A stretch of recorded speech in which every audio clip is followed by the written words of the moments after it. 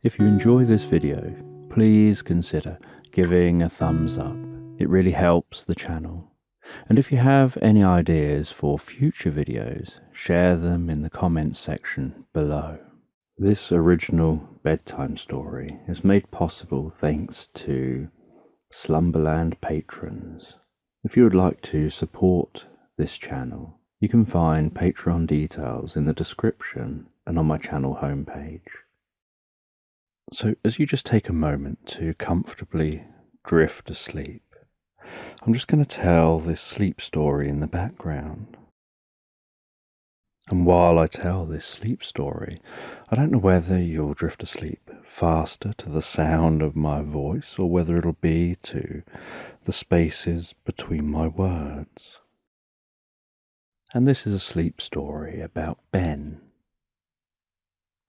And Ben is camping in a tent in a savannah. And he's sitting just in the entrance to that tent.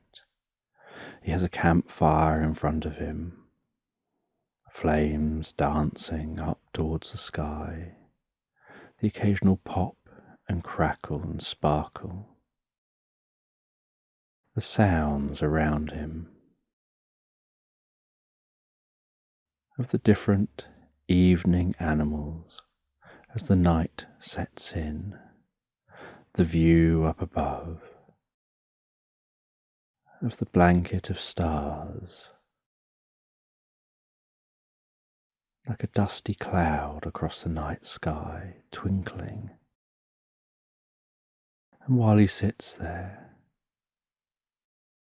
so he begins to play his African drum, allowing himself to be drawn into the music, allowing himself to feel the playing, to drift and dream with that playing, as the last remnants of the sun fade in the distance, that last slither of pink from the horizon disappearing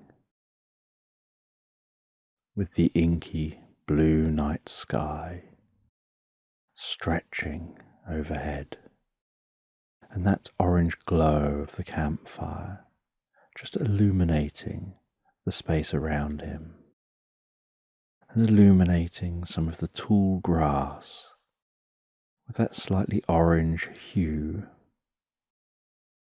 But beyond a short distance, everything fades to black, and he just sits there, absorbed in playing that music, just playing his feelings, as if he's one with the music, coming from his hands through that drum, and the occasional blast of breeze catching that campfire, making that fire dance in the night sky. And as he plays that drum, deeply absorbed in the music, gazing at the fire as it dances in front of him, so he notices it begin to twirl and stretch up towards the sky, almost like a mini tornado catching that fire. And as that fire spins and stretches up into the sky, so he notices the flames spread out, turning into wings and a body as a phoenix rises from his fire to the sound of his drum, before detaching from the fire as that fire calms down and crackles and sparkles like normal, with this glowing ember of a phoenix, hovering in the air. And he carries on playing his drum, playing his internal experience. And the phoenix begins to communicate with Ben. The phoenix tells Ben that he has a path to follow and that he's not currently on that path. But to know what that path is, he needs to find the sphere of destiny, and that the sphere of destiny resides at the center of the hollow earth. And while the phoenix is talking, so Ben's drumming slows down while he listens intensely. And as he stops drumming, so the phoenix disappears. And as the night continues on, Ben drifts and floats asleep in the tent, curious about the experience he's just had, unsure whether to believe his experience, or whether it was just something created in his mind. And the next day, he begins to pack his belongings away, cover over the fire from the night before, and with his experience in his mind, he heads to a nearby large city where he knows there's a very large library containing a lot of ancient texts. And in that library he searches those ancient texts until he finds one which describes where an entrance is to a hollow earth. And he makes a trip to Zambia. And he hikes out into the middle of nowhere, hiking way off the beaten track, in search of the entrance to the hollow earth. And after many days of hiking, Ben encounters a cave, which is almost in the heart of Zambia. And to get to this cave,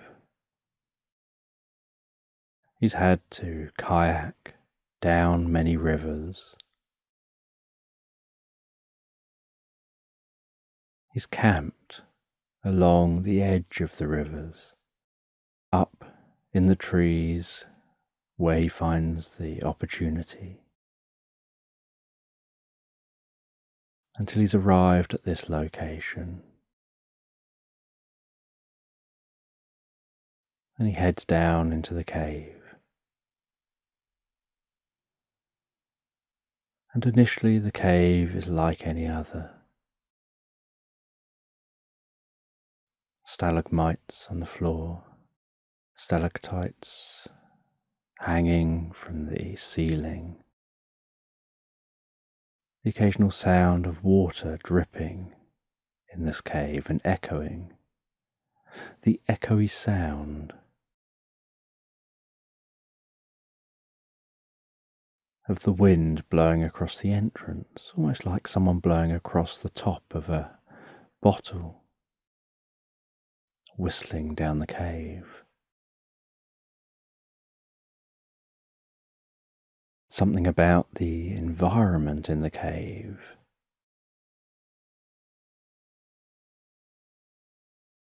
seeming to give the feeling of time running slow.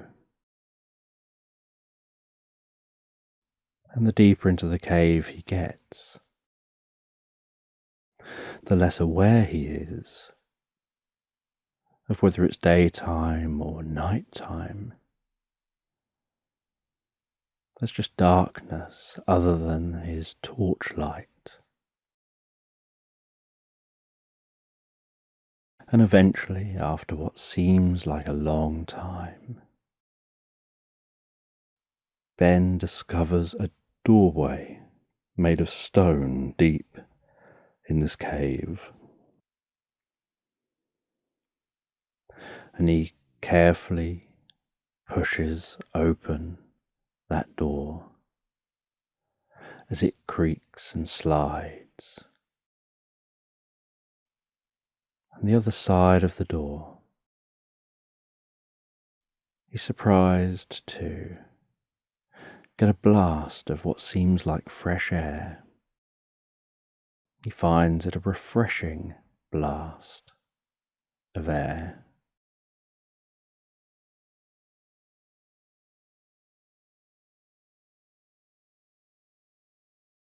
And it suddenly seems like he's just opened a doorway to the outside world.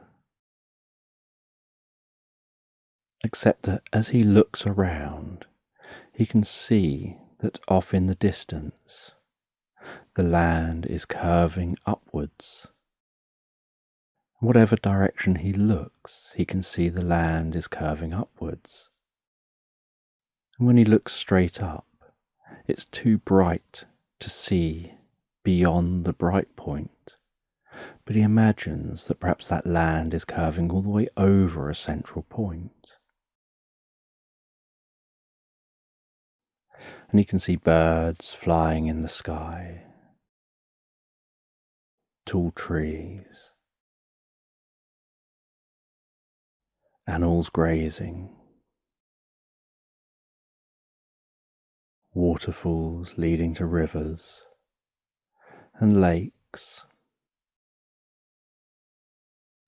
And he starts to explore this hollow earth.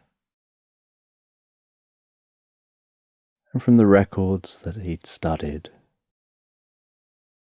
this sphere of destiny probably wasn't too far from this specific entrance. And eventually he discovered that sphere, and it appeared to be floating in the air, and leading up to it was a crystal spiral staircase.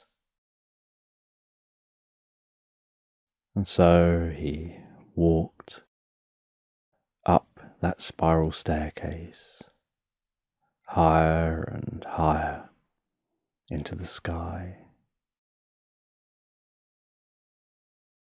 And as he looked around from higher and higher, so he could see the land stretched out and surrounding him, below and off in all directions.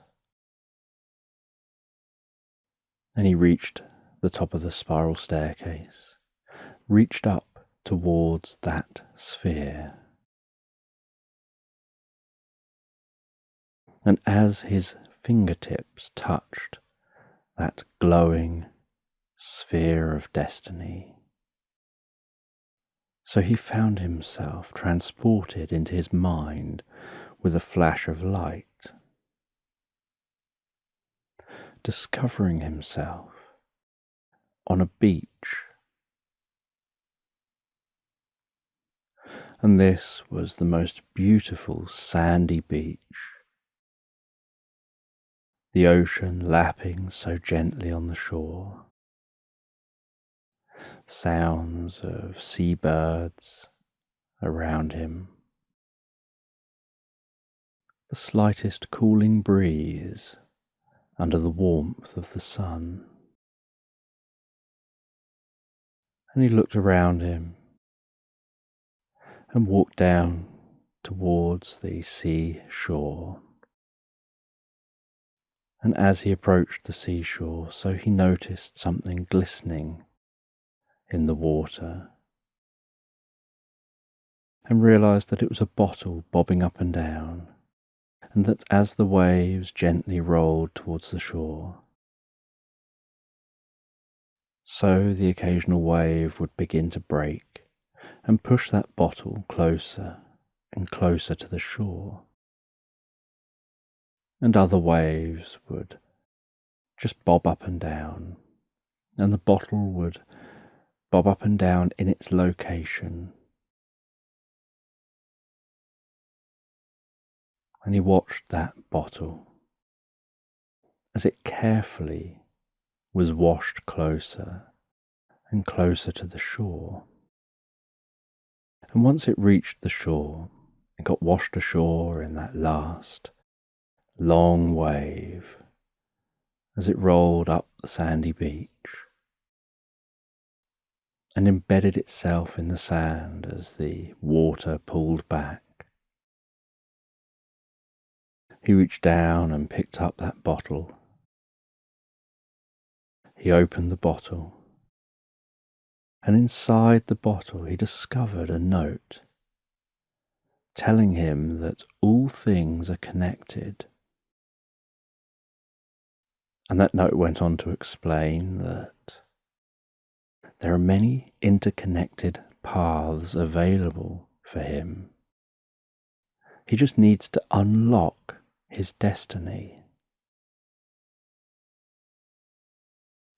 It explains that he has to light a fire on the beach, gaze into the flames, drift into a heightened state of awareness, and then he'll discover what he's here for. And so Ben gathers up some bits of wood. He places them away from the seashore. He allows the sun to work at drying out that wood. And then, as the sun begins to set, he lights the wood,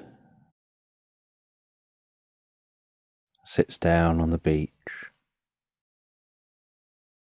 gazes into the fire, can hear the sound of the water lapping on the shore, can feel the warmth of the fire on his cheeks, can hear the sound of the fire dancing in the breeze, and the popping and crackling from the fire, the way the light dances around the ground, making shadows dance and stretch, aware of how quiet the animals are now as night sets in. And while gazing into those flames, his eyes begin to feel heavier and heavier.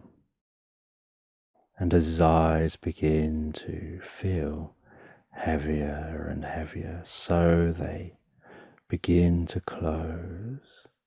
And as his eyes begin to close, so he begins to count back in his mind from 10 to 9 to 8, 7, going deeper and deeper to 6, 5, 4, drifting deeper and deeper into that heightened state of awareness. 3, 2, 1, and then Ben finds himself accessing his heightened state of awareness. And in this state of awareness, he discovers himself floating in space, looking down on multiple paths laid out before him, recognizing that each path is his path. He can recognize, almost like these paths before him are made up of tens of thousands of individual photographs of moments from his life, but moments which haven't yet happened. And he gazes out, looking down over those paths. He recognizes that they all start with one single image, an image of him resting on that beach, meditating, accessing that heightened state of awareness, an image of that fire in front of him, the beach off in the distance. And then there are multiple images looking very similar just in front of him. And then just in front of each of those images are multiple more images, and in front of those images are multiple more images. And very quickly it opens up into thousands and thousands of different rows of images. And while Ben gazes down upon those images, upon all those paths, he realizes that that is exactly what he's seeing. That he is seeing multiple paths at every decision that him in that first image makes splits to be another him that was the result of a decision, and that him then splits to be more multiple hymns that have all made different decisions, and each of those splits with a decision. And that the question is, which decision do you want to make first? And what options are open to you because of that decision? And which of the end results do you want to achieve? And so he looks down at the different paths, and he can see that some paths are shorter than others, some paths are very long. And he can see, just catching the odd glimpse of different photos, some of the different things that happen in the future based on earlier decisions. And so the trick is to line up a path which starts with that first image and ends with the end image, the final image that he wants to have. And he knows that just looking down on those paths, he isn't going to know the detail of any of the paths. And he doesn't even know which path he should choose. And while looking down on those paths laid out before him, he notices that one of them becomes illuminated from that first photo, and then one of the second photos becomes illuminated. then one of the third and fourth and fifth. And from up above he can see a clear path, illuminated all the way to a last photo.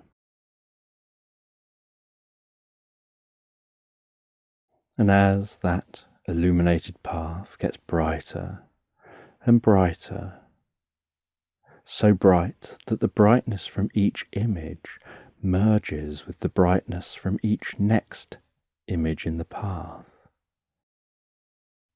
making what looks like a continuous beam of weaving light from that first photo to the last. And he can't see what is in any of those photos.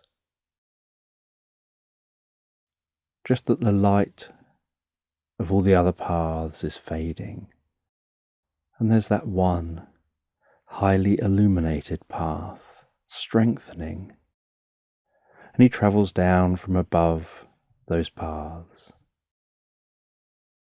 and travels to that first photo. And as he drifts into that first photo,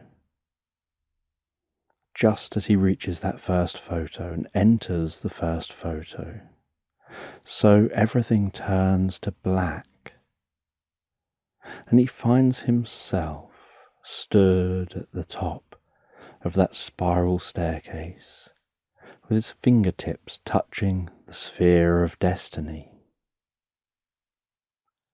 And at first, he feels like he's barely moving, like he's a little shocked, and is even unaware that he's not moving. And then he becomes aware that he's not moving, descends the spiral staircase with a slight sense of pleasant confusion and curiosity about the experience he's just had and what it means for his future, and what this destiny is that he's set himself on. He finds his way back through this hollow earth land, back to the stone door, closes the stone door behind him, and heads through that cave. And at the entrance to the cave, he realizes that it's now night time. And so he sets up camp at the entrance of the cave, lights a campfire, has some food, rests by that campfire while thinking about the experience he's just had, curious about the destiny he's set himself on. And he's aware that there's more to this destiny than perhaps he would realize, because not everyone has a phoenix rising from the ashes to tell them to set themselves on the correct destiny. And after eating some food, he settles down in the tent and drifts and floats comfortably asleep. And the next morning, to the sound of morning birds, he awakens, packs his belongings away, hikes back from that cave, back through a forest, kayaks along a river until he arrives at the nearest town. He checks in to a hotel in this town, spending a night in that hotel, pleased with having the opportunity to sleep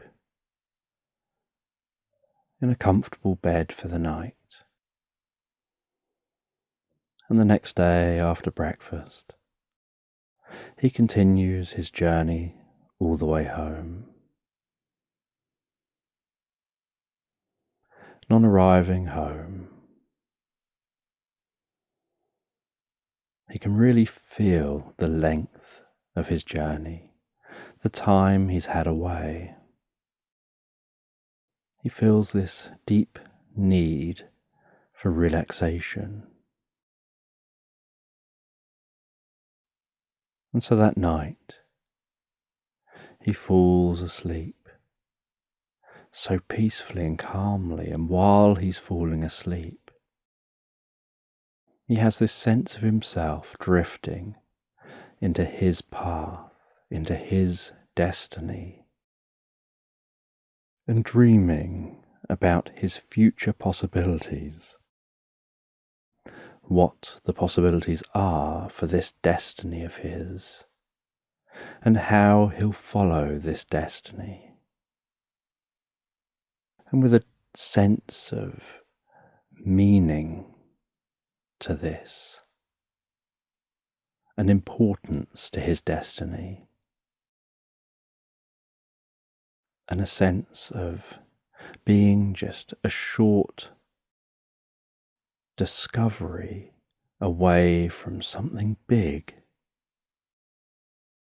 He floats and drifts so deeply, so comfortably asleep, sleeping so well, he'll awaken in the morning, feeling relaxed and alert, and ready for the day ahead, as he drifts and floats so peacefully, so comfortably asleep.